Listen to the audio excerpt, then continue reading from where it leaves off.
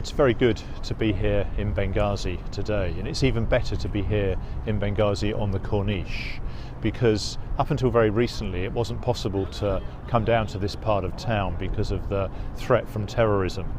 Now, I know a lot about terrorism. I've just spent 3.5 years in Iraq working very closely with the Iraqi government and the Iraqi people on behalf of the British government to fight terrorism, to fight the threat from Daesh, which was a particularly nasty form of terrorism. And for those 3.5 years I stood shoulder to shoulder on behalf of my government to fight against Daesh. And at the end of that period we were able to have removed Daesh pretty much from the whole of Iraq, largely because of the bravery of the Iraqi security forces, of the Peshmerga, of the Hashd-Shabi, but also because we had helped as part of the international coalition to fight that threat. And we have done similarly here in Libya, and we will continue to do so in Libya. But because I have that background, I sympathise with and I understand the difficulty of the people of Benghazi. I have faced the kind of threats that they have faced. I have found it's been very difficult at times, and I know it's been extremely difficult for the people of Benghazi.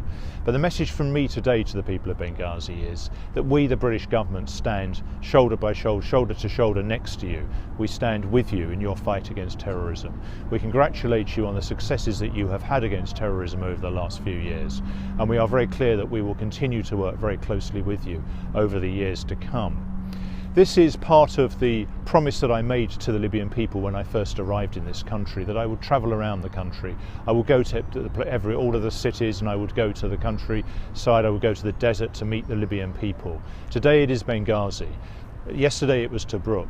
It's also been Tripoli, but in the future I will also go to Misrata, I will go to Sirte, I will go to Seppa and across the south. I will do all of those things that I promised I would do.